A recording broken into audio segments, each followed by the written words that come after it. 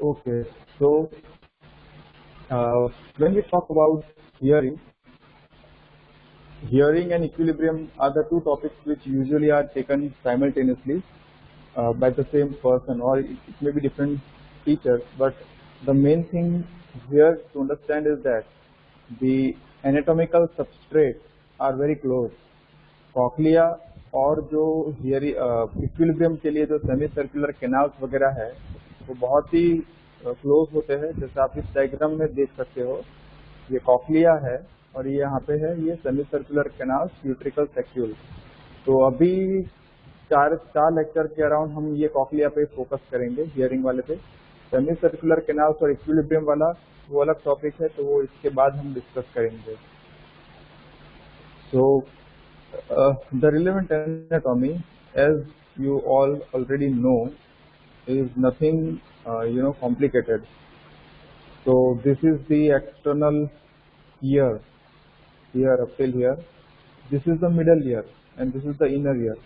So this demarcation land point you already are aware from anatomy. So I'm not going to go into detail about the auricle, the cartilage and the bony part and all that stuff. You can revise it from anatomy. What is important is that this pinna is shaped such, so that it is like a funnel to collect the sound waves, and this meatus will direct the sound waves to the tympanic membrane. तो ये tympanic membrane है और ये है जो हमारा stapes का foot plate. तो यहाँ पे मिडल ईयर है, it is a very small cavity. और मिडल ईयर के जो ये पोस्टीरियर वाला हिस्सा होता है जो यहाँ पे दिखाई नहीं देगा, वहाँ पे एटिक होता है, एटिक एंट्रम। तो वो मेस्टॉइड कैविटी के साथ, मेस्टॉइड एयर सेल्स के साथ कम्युनिकेट करता है। इसीलिए काफी बार जब मेस्टोडाइटिस होता है, मेस्टॉइड प्रोसेस का जो वहाँ पे बोनी एयर सेल्स होते हैं वहाँ पे, तो इन्फेक्शन होने की वजह से काफी बार mastoiditis will lead to middle ear infection और middle ear infection will lead to mastoiditis. So both these things are seen. Now, okay, so you can see here that a couple of things. Yes, this is a better image. Middle ear, you can see that these are the ear ossicles. See, ये पूरा ossicular chain है, ये Méliès incus stapes, शायद आपने 12th standard में cover किया होगा। और यहाँ पे एक जो रिलेवेंट ये है कि फेशियल नर्व का जो कॉर्डा टिम्पेनी ब्रांच यहाँ से होके जाता है। Fine, these are the ligaments. The ossicular chain is attached by this ligament.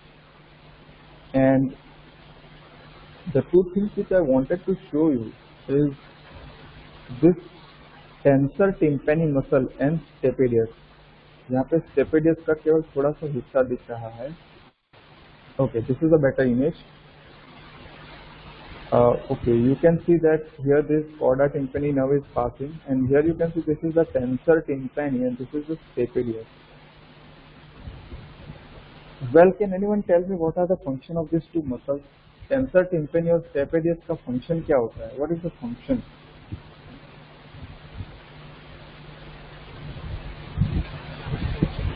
Function of tensor tympani and stapedius. Any idea?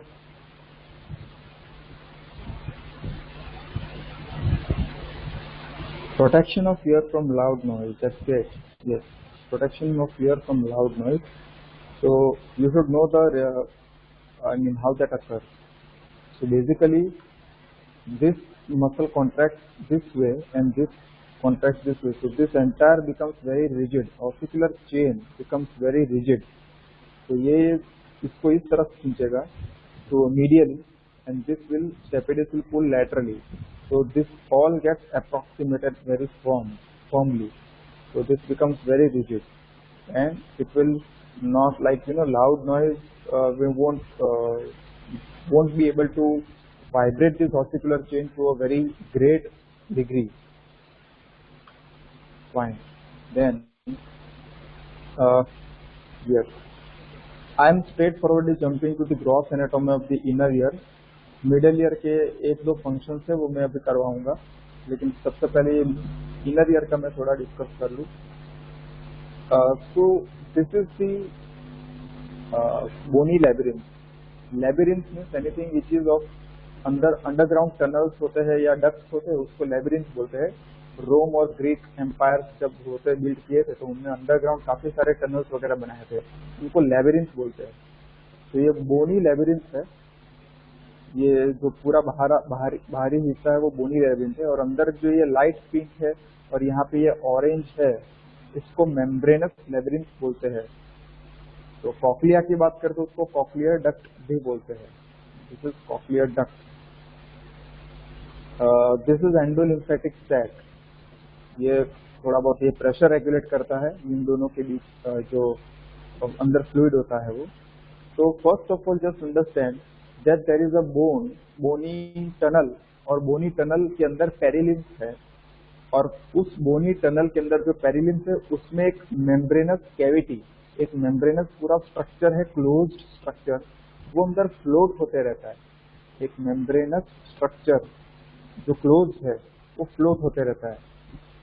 तो ये जो मेम्ब्रेनस लेबिरिंथ है ये कहीं पे भी ओपन नहीं होगा, it is a very close structure. So and the membranes labyrinth of this vestibular apparatus and the cochlea,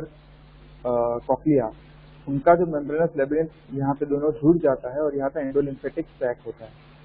membranes labyrinth contains endolymph, don't forget this, perilymph endolymph.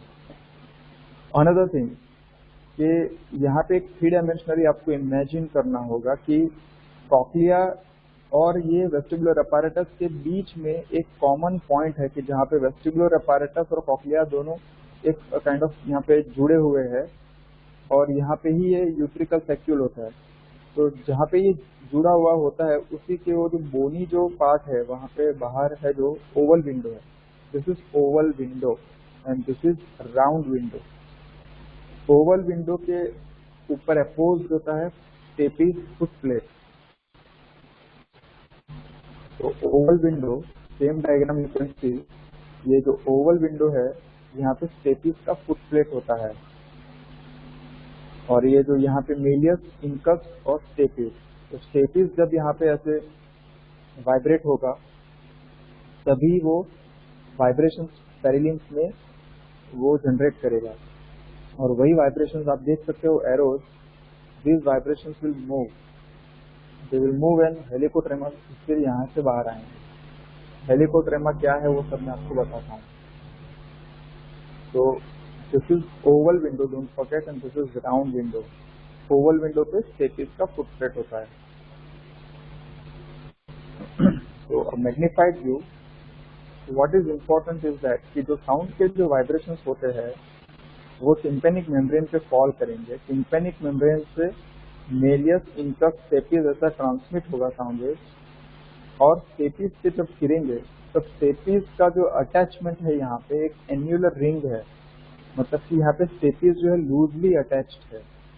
Loose होना चाहिए क्योंकि क्या है कि साउंड वाइब्रेशन जब इससे अल्टीमेटली ऑसिकुलर चेन पे गिरेंगे तो अल्टीमेटली स्टेपीज के foot plate to and fro movement दिखाएगा, मतलब पुश और पुल, टू एंड फ्रो, मतलब it will go inside, it will come out. So that to and fro movement, because of that, the sound wave, their mechanical energy is transmitted to the fluid which is present in the perilymph. You can see this perilymph, ये arrow दिखा रहा है, और फिर पूरा घूम के वही वाइब्रेशन आके यहाँ से ये बल्ज होंगे बाहर। ये मतलब ये यहाँ पे केवल एक मेम्ब्रेन है, तो वो पूरा जो वाइब्रेशन जो स्टेपीज करेगा वो पूरा घूम के जाएगा और यहाँ से वो ये मेम्ब्रेन में वो बाहर की तरफ निकलेगा।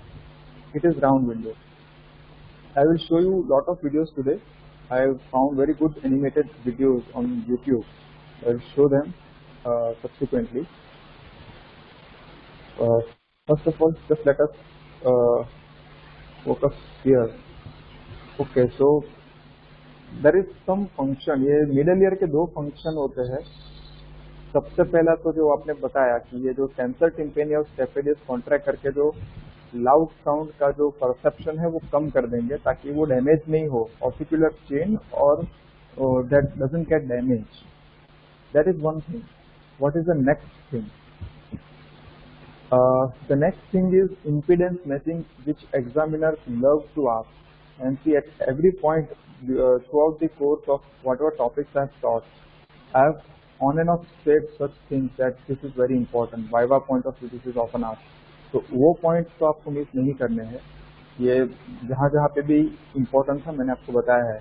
तो आज जो ये इस टॉपिक में से impedance matching, what it means is that for each sound wave amplitude of movement of foot plate is only 3/4 of the actual movement.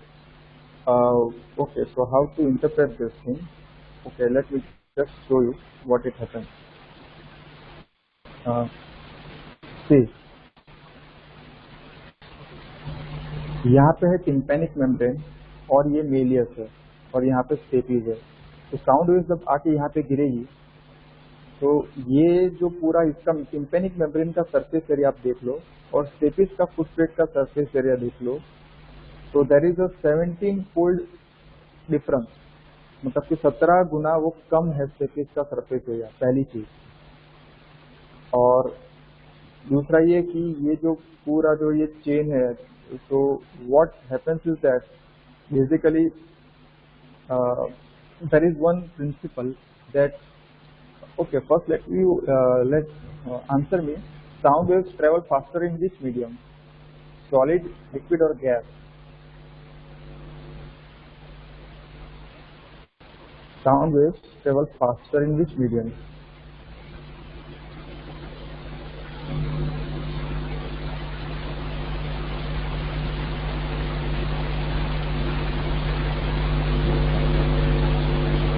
Yes, sound waves travel faster in solid, फिर उससे कम liquid और फिर उससे कम gas. तो the sound waves travel slowest in the gas medium. Solid में it is fastest. Good, so you retain lot of physics, that's good. तो होता ये है कि जब भी लिक्विड में ज्यादा रेजिस्टेंस आएगा, ये है इसका प्रिंसिपल, और गैस में और ज्यादा रेजिस्टेंस आएगा. अब जब एयर जो है एनवायरनमेंट, वहां से साउंड वेव्स ट्रेवल करके यहाँ पे गिरेगी टिम्पैनिक मेम्ब्रेन पे, मतलब कि एयर टू सॉलिड कन्वर्जन हो रहा है. तो if there is no problem because from air where the sound wave speed is slow, it is entering into solid which is fast. तो यहाँ पे कोई इश्यू नहीं है. लेकिन स्टेपीज के फुट प्लेट पे वो जो है वहाँ पे पेरिलिम्फ है, कॉक्लिया, जो बोनी कॉक्लिया के अंदर पेरिलिम्फ है. तो यहाँ पे जो ट्रांसमिशन होगा साउंड वेव्स का, मतलब ये ऑसिकुलर चेन के मूवमेंट्स का, which are ultimately sound wave movement, that transmission is from solid to liquid, solid to the liquid perilymph of the cochlea. Because of that there is going to be some resistance, थोड़ा resistance होगा. तो वो resistance अगर जैसे मान लो कि उसके लिए यदि पहले से कंपेंसेट नहीं करेंगे तो there will be loss of lot of sound, sound information. Sound में जो भी इंफॉर्मेशन है वो काफी सारी लॉस हो जाएगी, क्योंकि यहाँ पे क्या है कि ये जो सॉलिड से लिक्विड में जा रहा है तो वहाँ पे रेजिस्टेंस आएगा फ्लूइड का, क्योंकि लिक्विड में स्पीड ट्रांसमिशन कम है साउंड की और सॉलिड में ज्यादा है. तो we have to compensate for it. So what this system does is there is something known as impedance matching. तो वो मैं आपको समझा रहा हूँ. इसका सरफेस एरिया जो है, ultimately what we are concern with is the pressure, sound pressure. मतलब कि यहाँ पे साउंड वेव जिस प्रेशर से स्ट्राइक करेगी तो यहाँ पे जो प्रेशर होगा, राइट, तो वो ज्यादा होना चाहिए. साउंड वेव का प्रेशर जो यहाँ पे टिम्पैनिक मेम्ब्रेन पे गिरेगी, राइट, तो वो एयर टू सॉलिड है तो कोई इश्यू नहीं है, लेकिन यहाँ पे सॉलिड टू लिक्विड है तो ज्यादा रेजिस्टेंस होगा. तो यहाँ पे प्रेशर की बढ़ोतरी होनी चाहिए. The same pressure of the sound wave should be increased here at this point. That is known as impedance matching. अब वो आप समझो कि कैसे होता है. वो प्रेशर क्यों बढ़ना चाहिए, मैंने आपको बता दिया कि यहाँ पे सॉलिड से लिक्विड के अंदर साउंड वेव जा रही है तो वो लिक्विड में उसको रेजिस्टेंस मिलेगा. तो उसके लिए कंपेंसेट करने के लिए ऑलरेडी प्रेशर यहाँ पे वो पूरा ये जो सिस्टम है वो उसको बढ़ा देगा. how that happens, just understand. See, work is equal to force into distance, right? So what actually happens is that because stapes का जो फुट प्लेट है वो टिम्पेनिक मेम्ब्रेन जितना बड़ा नहीं है, तो उसकी जो मूवमेंट है वो कम है, right? And what it is only 3/4 of the actual movement of the medius tympanic membrane junction. मतलब एम्पलीट्यूड मतलब ये डिस्टेंस की बात कर रहा है कि वो जो उसका डिस्प्लेसमेंट है वो कम है कंपेयर टू टिम्पेनिक मेम्ब्रेन. मैं आगे वीडियो दिखाऊंगा, उसमें भी ज्यादा क्लियर होगा. So the force need to be increase. अब यहाँ पे देखो कि टिम्पेनिक मेम्ब्रेन की surface area 55 millimetre square, stapes is only 3.2, which is a 17-fold difference, right? 17-fold difference in the surface area. That is one thing. 17 आ गया. अब दूसरा ये कि मैंने बोला कि यहाँ पे जो है, क्योंकि जो स्टेपिस का डिस्प्लेसमेंट कम है टिम्पेनिक मेम्ब्रेन के कंपैरिजन में, तो वो ज्यादा फोर्स से अंदर थ्रस्ट करेगा. ये वो उसका एक फिजियोलॉजी है कि वो अपने आप वो ज्यादा अंदर फोर्सफुली थ्रस्ट करेगा. Because this work should be same now. This work should be same. Work done at the medius tympanic membrane junction should be the same as the work done at the stapes junction. Displacement कम है तो force ज़्यादा होगा. This is the only thing which I am clarifying. तो एक हो गया कि surface area में 17 टाइम्स डिफरेंस है और फोर्स में 1.34 डिफरेंस है. मतलब कि वो 1.5 गुना, ऑलमोस्ट 1.5 गुना ज्यादा वो फोर्सफुली अंदर थ्रस्ट करेगा. 17 into 1.3 is 22 times increase in the pressure exerted, because pressure is equal to force upon area. So that is what I am telling. So 22 times increase in the pressure exerted on the fluid of the cochlea. मतलब कि जो tympanic membrane के ऊपर जो pressure आ रहा है sound wave का, उससे 22 गुना ज्यादा प्रेशर स्टेपिस उस पे डालेगा पेरिलिम्स से, because fluid has far greater inertia than the air. So I hope this is clear, because this thing is a bit difficult to understand.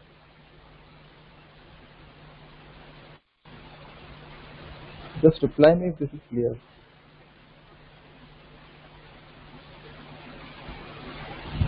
Or if there is any you want me to illustrate again, I shall do that.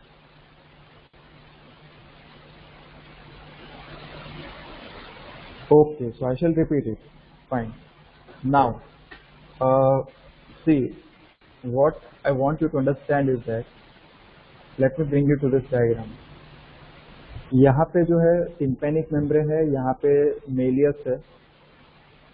तो ये दोनों के junction पे, मतलब यहाँ पे sound wave जो है एयर से सॉलिड में अंदर एंटर करेगी, तो यहाँ पे साउंड वेव का कुछ प्रेशर होगा. अभी पूरे ऑसिकुलर सिस्टम के मूवमेंट से साउंड वेव जो है यहाँ पे एंटर करेंगी कॉक्लिया में. और मैंने बताया था कॉक्लिया के डायग्राम में कि यहाँ पे जो है स्टेपिस का फुट प्लेट जो है यहाँ पे कॉक्लिया में, जो बोनी कॉक्लिया के अंदर पेरिलिम्स है, तो उसको स्ट्राइक करेगा. Meaning that the movement of the stapes is going to strike on the fluid of the cochlea और the perilymph. This is clear, right? ये पता है कि स्टेपिस के फुट प्लेट फ्लूइड के अंदर वो प्रेशर जनरेट करेगा, प्रेशर वेव्स जनरेट करेगा, और वही प्रेशर वेव्स ट्रेवल करेंगी. लेकिन मैं ये कहना चाह रहा हूँ कि जो मेलियस, जो टिम्पेनिक मेम्ब्रेन और मेलियस का जो जंक्शन है, वहाँ पे क्या है कि एयर से सॉलिड के अंदर साउंड वेव्स आ रही है. तो वो है ट्रांसमिशन, क्या है कि एयर से सॉलिड में आएगी साउंड वेव्स, तो ऑटोमेटिक उसकी स्पीड बढ़ जाएगी. लेकिन जब यहाँ पे सॉलिड से लेके ये लिक्विड के अंदर जो वेव्स एंटर करेंगी, तो वो है कि यहाँ पे हमने अभी देखा कि सॉलिड में साउंड वेव्स की स्पीड ज्यादा है, लिक्विड में कम है, right? Why it is less in liquid? Because liquid का रेजिस्टेंस होता है ज्यादा, इनर्शिया उसके मॉलिक्यूल्स है वो ज्यादा अलग अलग स्पेस्ड होते हैं. वो फिजिक्स है, उसमें मैं नहीं जा रहा हूँ, लेकिन इतना आप याद रखना है कि लिक्विड में साउंड वेव्स की स्पीड कम हो जाती है कंपेयर टू सॉलिड. तो वो जो रेजिस्टेंस है, राइट, कि उस रेजिस्टेंस को कंपेंसेट करना पड़ता है. मतलब कि जो प्रेशर जो है, whatever pressure, the stapes foot plate should strike with more pressure. वो एक पर्टिकुलर साउंड के लिए जो प्रेशर यहाँ पे जनरेट होगा टिम्पैनिक मेम्ब्रेन मेलियस के जंक्शन पे, उससे कई गुना ज्यादा प्रेशर स्टेपिस को जनरेट करना होगा, क्योंकि उसको लिक्विड में साउंड वेव्स को फेंकना है, उसको लिक्विड के अंदर डालना है, क्योंकि लिक्विड का रेजिस्टेंस ज्यादा है। तो वो पूरा कैसे होता है कि यहाँ पे जो प्रेशर है उससे काफी गुना प्रेशर यहाँ पे बढ़ कैसे रहा है, वो मैं आपको समझा रहा हूँ। तो सबसे पहले तो ये याद रखो कि work is equal to force into distance और फोर्स इंटू डिस्प्लेसमेंट। तो सबसे पहला प्रिंसिपल ये है कि जो डिस्प्लेसमेंट है, जैसे टिम्पैनिक मेम्ब्रेन इतनी बड़ी है और मेलियस है तो उसकी मूवमेंट ज्यादा है, the movement is more, displacement is more, right, because it is bigger. यहाँ पे इसका इसका जो स्टेपिस है वो छोटा है तो उसका डिस्प्लेसमेंट कम होगा, जितना इसका एम्पलीट्यूड होगा मूवमेंट का उतना इसका नहीं होगा। तो the first thing is that the displacement is only 3/4, मतलब कि 75% ओनली डिस्प्लेसमेंट होगा इसका for every sound wave. The in and out movement will be only 75%, meaning that the displacement वो कम होगा। ये अगर यहाँ से यहाँ मूव करेगा तो ये स्टेपिस फुटप्रिंट केवल इतना मूव करेगा, that is the meaning first thing. Second thing is ये कि because work done should be same, work done जो है वो जूल्स में सेम होना चाहिए, तो साउंड वेव जो यहाँ पे वर्क करेगा वही वर्क यहाँ पे होना चाहिए। तो work is equal to force into displacement. If the displacement is decreasing then the force should increase so that the work done is same, joules में जो वर्क होना वो सेम होना चाहिए। तो यहाँ पे जो फोर्स है वो साउंड वेव का यहाँ पे जो फोर्स है वो कम होगा और यहाँ पे वो 1.3 टाइम्स फोर्स बढ़ जाएगा, तब जाके वर्क डन सेम होगा, फर्स्ट थिंग। तो द फोर्स इज इंक्रीज। अभी पूरा ये थियरी, एक ये पॉइंट हो गया हमारे पास, ये आ गया कि फोर्स बढ़ गया। दूसरा ये आया सिर्फ सरफेस एरिया। तो टिम्पैनिक मेम्ब्रेन और स्टेपिस का जो सरफेस एरिया का रेशियो है दैट इज 17 फोल्ड डिफरेंस है। वो तो आपको पता है कि स्टेपिस फुटप्रिंट छोटा है, टिम्पैनिक मेम्ब्रेन बड़ा है। तो pressure is equal to force upon area, उस इक्वेशन के हिसाब से आप यदि करो तो हमारे पास ये होगा कि 17 times difference in surface area and 1.3 fold force, this is force, 1.3 times force की जो बढ़ोतरी हुई, तो उनको मल्टीप्लाई करके हमारे पास एक 22 टाइम्स इंक्रीज इन प्रेशर आएगा। मतलब कि जो टिम्पैनिक मेम्ब्रेन और मेलियस के जंक्शन पे जो साउंड वेव का प्रेशर है उससे 22 गुना ज्यादा प्रेशर स्टेपिस के फुट प्लेट पे होगा, यहाँ पे 22 times more pressure, and which is needed because the sound waves are going to enter into liquid where the resistance is more. So this is the we can say the nature has devised it this way so as to prevent loss of sound energy or sound waves and to allow proper hearing. I hope this makes sense.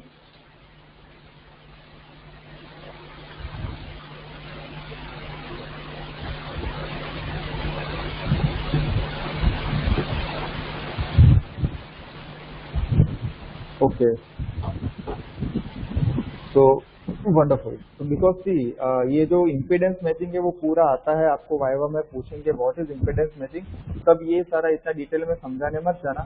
शायद हो सकता है कि examiner might not be interested in this detail, he will be only interested that whether you are knowing और not. तो ये पूरा समझाने मत जाना, जस्ट इतना आपको याद रखना है कि see you have to devise the word that because the stapes foot plate is going to produce pressure waves in the perihelion which is having inertia or resistance, so the sound pressure is increased at the stapes foot plate compared to the tympanic membrane। केवल इतना एक दो sentence में लिखना आना चाहिए, ये पूरा थियरी आप समझाने मत जाना।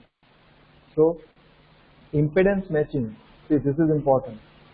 नॉर्मल जो ह्यूमन का कन्वर्जेशन रेंज है 300 से 3000 साउंड की जो फ्रीक्वेंसी है between 300 to 3000 hertz is the most of the normal human conversation and lot of other routine sound. तो इम्पीडेंस मैचिंग यहाँ पे बहुत ही इफेक्टिव है इस पर्टिकुलर फ्रीक्वेंसी में। लेकिन मान लो कि कम फ्रीक्वेंसी वाले साउंड हो 300 से कम या फिर 3000 से ज्यादा, हमारी नॉर्मल फ्रीक्वेंसी रेंज आपको पता है 20 से 20,000 हर्ट्ज तक है। So if the frequency is less than 300 or the range is more than 3000, then impedance matching may not be that effective. केवल यही कहना है इसका, right? So this is about it. Now see, यहाँ पे एक मेन चीज ये देखो, ये जो इम्पीडेंस मैचिंग की इम्पोर्टेंस क्या है यहाँ पे पता चलती है. In the absence of the ossicular system and the tympanic membrane, sound wave directly जो है वो कॉक्लिया पे गिर सकती है. ओवल विंडो पे डायरेक्टली साउंड वेव यहाँ पे डायरेक्टली फॉल करेगी, पूरे मिडिल ईयर का कुछ काम ही नहीं है. लेकिन फिर तो क्या होगा कि 15 से 20 डेसिबल जो है सेंसिटिविटी कम हो जाएगी. The sound that amplitude, the sensitivity is the better word, is less. तो वो कितना डिक्रीज होगा? तो मतलब कि जो हम नॉर्मली बात करते हैं और हम जब विस्परिंग साउंड करते हैं उतना डिफरेंस हो जाएगा, उतनी सेंसिटिविटी आपकी लॉस हो जाएगी. मतलब आदमी को चिल्लाना पड़ेगा कुछ सुनने के लिए. So you can see this is a very important word. This I think I have taken from Titan. So this is about it. Now so I have summarized this attenuation of sound. Okay, so ये है हमारा attenuation reflex. एक function हो गया impedance matching, दूसरा function है attenuation reflex. तो वो जो हमने बोला था कि prevent damage to the loud sound, right? Protection of ear from loud noise. तो वो उसको attenuation reflex बोलते हैं. तो ये याद रखना है कि जब भी loud sound होगा, लाउड साउंड का जैसे शुरुआत ही होगी तब जाके कॉर्टेक्स से, not cortex, yes cortex, because there is reflex contraction.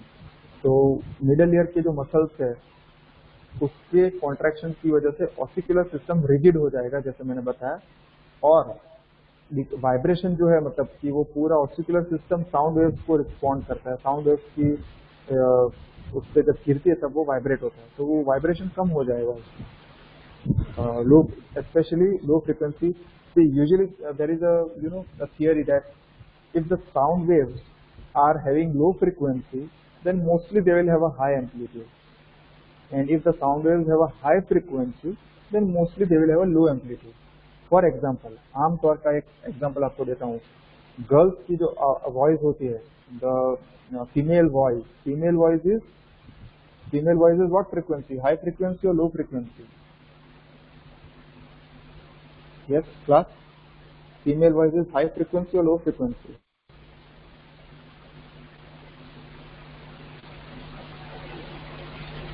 High frequency. So high frequency is usually associated with low amplitude. मतलब कोई लड़की इतना ज्यादा जोर से, the shrill will be very high, but the amplitude will be a bit low. But boys voice, लड़कों की जो आवाज होती है वो ज्यादा बास इफेक्ट वाली होती है, and that is having a amplitude can be raised high. So it is low frequency and high amplitude. ये relation है वो याद रखना. So that is about this. So the attenuation reflex can reduce the intensity of low frequency sounds which are having high amplitude. अब ये verbatim आप ये words याद रखो. Attenuation reflex की कहाँ पे जरूरत होती है कि it will reduce the intensity of low frequency sound. Low frequency sound की एम्पलीट्यूड ज्यादा होगी तो उसकी इंटेंसिटी कम कर लेगा बाय 30 to 40 डेसिबल. वो डिफरेंस कितना है? That difference is same age difference between loud voice and whisper, right? तो इतना डिफरेंस हो जाएगा एटेन्यूएशन रिफ्लेक्स की वजह से. तो this is very important. The function of this mechanism is two fold. तो मतलब कि एटेन्यूएशन रिफ्लेक्स के सिग्निफिकेंस क्या है? What is the function? So, to protect the cochlea from damaging vibration, क्योंकि यदि स्टेटिस ज्यादा फोर्सफुली लाउड साउंड की अंदर जो ज्यादा एनर्जी है उससे ज्यादा अगर स्टेटिस का फुटप्रिंट वाइब्रेट होगा तब तो फिर पूरा कॉक्लिया डैमेज हो जाएगा. तो to protect the cochlea from damaging vibration, this is one thing.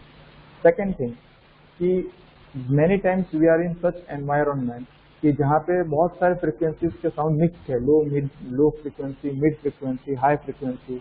आप डीजे पार्टी वगैरह आपको पता है कि वहाँ पे पीछे डीजे की आवाज चल रही होती है और काफ़ी सारे आप लोग बात कर रहे होते हैं और बहुत सारी नॉइज होती है। तो डीजे के जो बीट्स होते हैं usually that is a very high amplitude and low frequency. So this attenuation reflex, it will uh, remove a major share of the background noise. So what happens is that if you want to talk in such a loud environment, तो ये पीछे का background जो noise है उसको mask करना होता है। तो this attenuation reflex works for that. It allows a person to concentrate on sounds above 1000, मतलब कि ज़्यादा फ्रीक्वेंसी वाले साउंड पे फोकस करने के लिए वो एलो करेगा, और कम फ्रीक्वेंसी जो लाउड है उनको वो ब्लॉक कर देगा।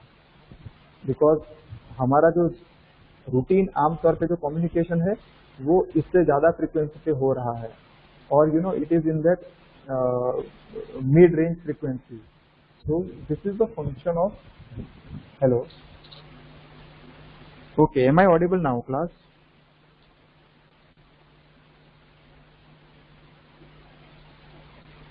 Am I audible? Okay, fine. Just troubleshoot if there is any problem. Okay, so the point is that this is the function of the attenuation reflex. What is attenuation reflex? This is the Viva question. What is its function? This is another question. तो ये दोनों मैंने cover कर लिया। तो अभी हम थोड़ा फिजिक्स देख लेते हैं कि जब ये साउंड का जो बात करेंगे, मैंने जैसे बोला कि हाई फ्रिक्वेंसी होगी तो वो amplitude it will be a bit on the that lower side, and low frequency is high amplitude, but not always. This is important. जैसे कि ये देखो कि ये दोनों वेव्स है उनकी फ्रिक्वेंसी सेम है। What is frequency? फ्रिक्वेंसी मतलब कि वेव्स की ये वो कितनी नैरो है या कितनी ब्रॉड है। See this is a high frequency, this is more cycles पर सेकेंड, और इसकी हर्ट्ज ज़्यादा है। ये जो है यहाँ पे ये लो फ्रिक्वेंसी है। तो ये हो सकता है कि see the high frequency sound higher मतलब कि not amplitude but the shrill pitch. आपके पास कीबोर्ड होगा तो जो पियानो या कीबोर्ड होता है उसका जो तार सप्तक होता है, मतलब कि जो हायर वाला श्रीक होता है, वो very it is easily it sound higher. आपको लगता है कि वो ज्यादा हाई साउंड हो रहा है। Hello, is the voice still am I Audible?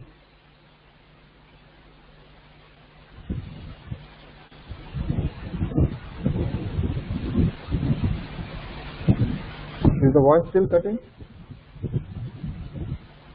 Probably it's quite windy here. Hello? It's getting distorted in between. Okay, just let me troubleshoot it at my end. Just a second.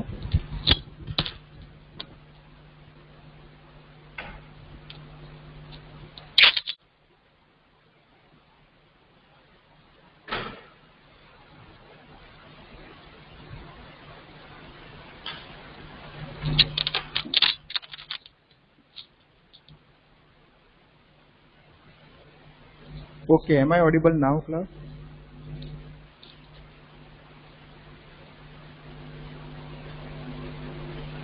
Am I clear now?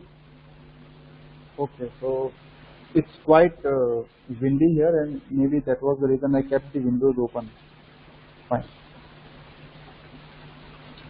So what is happening is that जैसे मैंने बताया कि high frequency एक चीज़ है, low frequency एक चीज़ है, और मैं बता रहा था कि आप जिनके पास कीबोर्ड पियानो जो प्ले करते हैं उनको पता होगा कि वो तार सप्तक क्या होता है, मंद्र सप्तक क्या होता है। मंद्र सप्तक means the very low frequency sound, तार सप्तक मीन्स द हाई फ्रीक्वेंसी। तो what I was explaining is that ऐसा भी हो सकता है कि वेव की फ्रीक्वेंसी सेम रहे। जैसे यहाँ पे ये डॉटेड लाइन है और ये सॉलिड लाइन है, दोनों की फ्रीक्वेंसी एक है, लेकिन सॉलिड लाइन की एम्पलीट्यूड ज़्यादा है। तो मतलब सेम फ्रीक्वेंसी पे आप एम्पलीट्यूड भी वेरी कर सकते हो, ऐसा भी पॉसिबल है। जैसे मध्य सप्तक में कोई साउंड प्ले करो, जैसे कि द नॉर्मल फ्रीक्वेंसी, उस पर भी आप एम्पलीट्यूड, जैसे आप कीबोर्ड का जो एम्पलीट्यूड का बटन है आप बढ़ा सकते हो, कम कर सकते हो। So this is what it is, same frequency but this is a very high energy, क्योंकि एम्पलीट्यूड आपने वॉल्यूम काफी बढ़ा दिया, वॉल्यूम यहाँ पे बढ़ा दिया. So these two waves will sound the same except the high energy wave will be louder, right? Because the volume button is high. अब ये एक चीज और है यहाँ पे कि when we speak, आप जब इंसान खुद जब बोलता है, किसी से बात करता है, तो उसके जो खुद के जो साउंड वेव्स है वो उसके कान में जाके गिरेंगे, तो उससे काफी इंटरफियरेंस हो सकता है. This is a normal physiology which we are talking about, that when a person speak his own sound wave may interfere, may produce some interference, because those sound waves will immediately strike his ears or his hearing mechanism. तो क्या होता है कि जब आप आपके Broca's motor area से और जो साउंड का जब आप जैसे कन्वर्जेशन के लिए जब वो सिग्नल्स निकलते हैं, उसी समय साइमल्टेनियस सिग्नल्स जो है आपके यहाँ जो मिड इनर ईयर है वहाँ पे जाएंगे, ताकि उसको they will collateral nerve signals to this muscles मतलब टेंसर टिम्पेनी और स्टेपेडियस. ये एटेन्यूएशन रिफ्लेक्स की बात कर रहा है. So that the person's sensitivity to his own speech is reduced. To decrease a person's hearing sensitivity to his or her own speech, the attenuation reflex का ये तीसरा फंक्शन है. तो ये तीन चीजें हो गई. Now, since this is clear and there is not much more to be talked in about the middle ear, we shall move on to the inner ear. और inner ear के लिए कुछ डायग्राम से जो मुझे आपको समझाने हैं. So what I will do is, just be with me. I shall come at the proper slide and I will show you maybe one video should help right now. Okay, so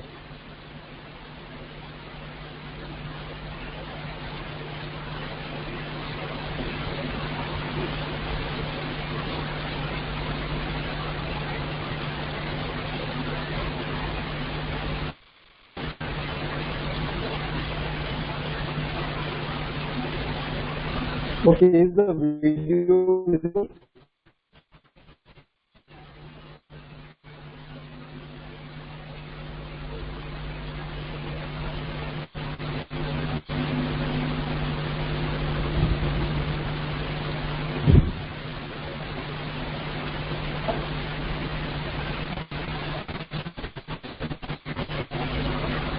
See, class, the video should be visible. Audibility शायद थोड़ी problem हो सकती है. Hello,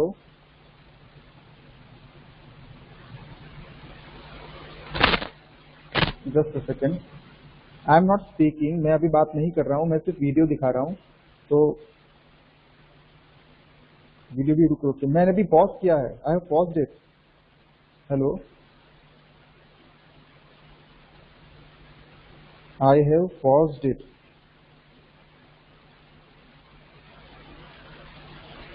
Video should be visible.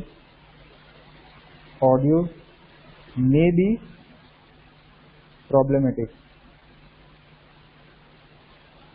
Okay, now I am going to start it.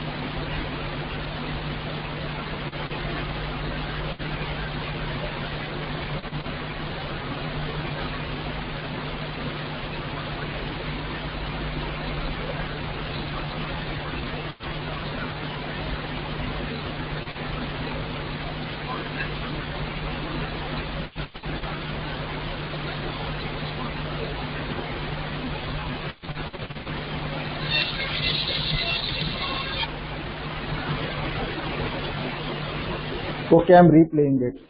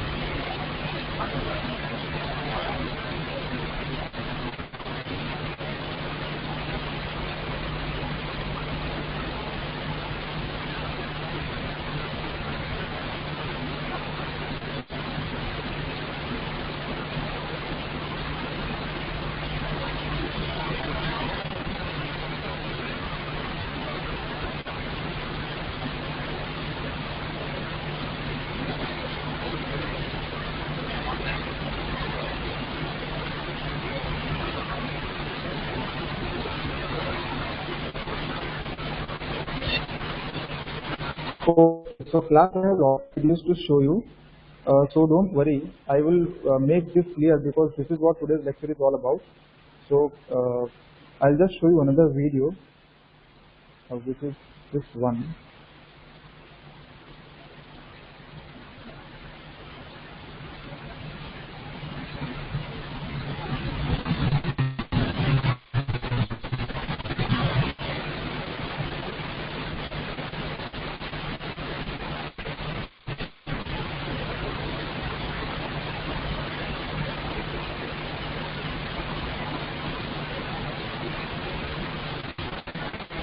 This is a silent video, I think.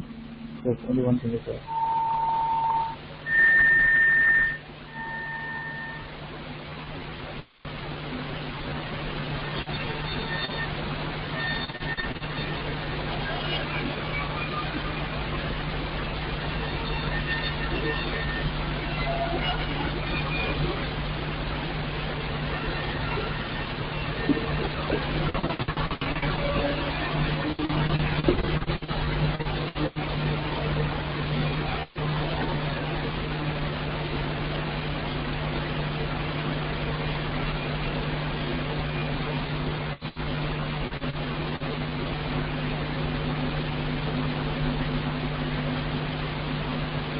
This was another thing. Now I want to show you more details.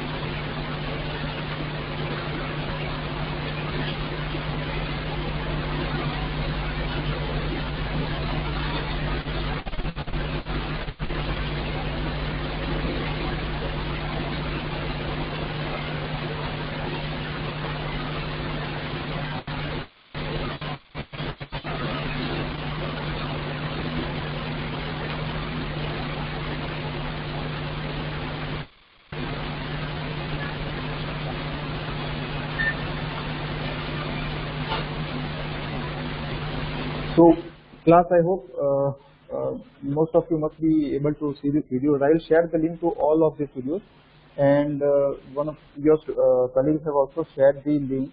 What I want to basically explain you that the structure of the membranous cochlea और हमारा जो आगे का पूरा discussion है वो उसी पे बेस्ड होने वाला है। तो ये जो पूरा स्ट्रक्चर है ये समझाने के लिए मैं आपको वीडियो दिखा रहा था। We shall break in about 4 or 5 minutes, but just a few minutes you need to understand that this entire cochlea, ये जो पूरा cochlea है वो 2.5 टर्न्स होते हैं उनके। This bony structure has 2.5 turns. वो जो 2.5 टर्न्स के अंदर वो पेरिलिम्स होता है और वो पेरिलिम्स के अंदर है हमारा पूरा membranous structure. So this is 1 turn, this is second and this is the half. तो ये सर 2.5 टर्न्स होता है and this is the membranes this is the membranes cochlea. तो यहाँ पे ये पेरिलिम्स होगा यहाँ पे और ये है हमारा एंडोलिम्फ यहाँ पे। सो what I'll do is I shall give you a 4 or 10 minutes break, sorry 10 minute के बाद हम वापस मिलते हैं और तब तक आप चाहे तो थोड़े वीडियोस देख लो and then I shall resume again. So I am ending this meeting and we shall meet after 10 minutes.